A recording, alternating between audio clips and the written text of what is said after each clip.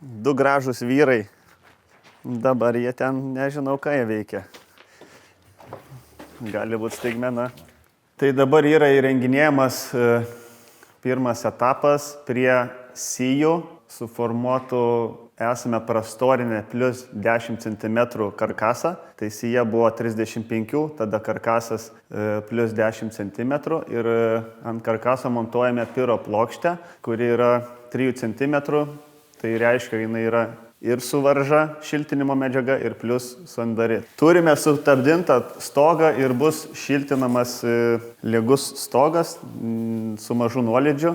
Tai vat turim tokią medžiagą, kuri iš savęs jau yra šilta gerais parametrais, poliuretaninė, su folija iš abiejų pusių, tai jinai duoda ir sandarumą. Vėliau mes tą tuščią ertmę, kuri yra suformuota ir palikta, pūsime Knaufo mineralinę vatą. Mūsų vata remsis į plokštę vieną standžią ir į šitą plokštę. Darysime specialiai ertmes, tokiu principu į vidų bus įpučiama medžiaga, tai kišamos specialios adatos ir tada ta vieta presuojasi. Labai panašiai kaip oro tarpas, tik tai medžiagos struktūra yra šiek tiek kitokia.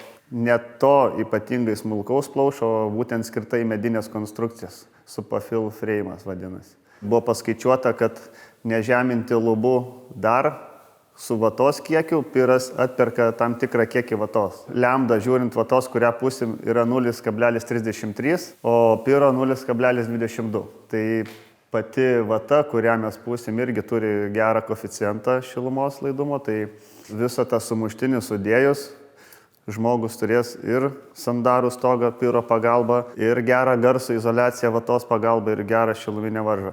Dėl ko čia standartiškos vatos nedėjo? Dėl to, kad sija iš esmės yra kaip H raidė. Ir vata yra stačiakampio formos. Tai tų pjaustymų, žaidimų ir kokybiškai įsprausti tą vatą, vėlgi nieks nenori apsimti. Ir išsimeta daugiau, ir žaidimo daugiau, laiko atžvilgių. Ateiti dėti standartinę vatą, tai būtų savaitė. Čia mes užpūsim per dieną kaip pavyzdys.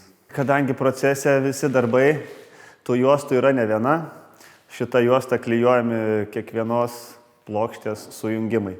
Plokštė turi špuntus, tai vat kiekvieną sujungimą plokštė su plokštė dar turi suklijuoti. Tai čia bendrai ant plokštumos, jeigu atkreipsit dėmesį, ant hebo metalinio arba kampuose perimetrų išorinių yra kitokia plokštė. Jis yra su plaušeliu pritinguojama. Ta mazgą išlaikyti sandarų užklijavom perimetrų tą juostą. Ja tada tinkuotai užtinkuos ir tas mazgas gausis ypatingai sandarus.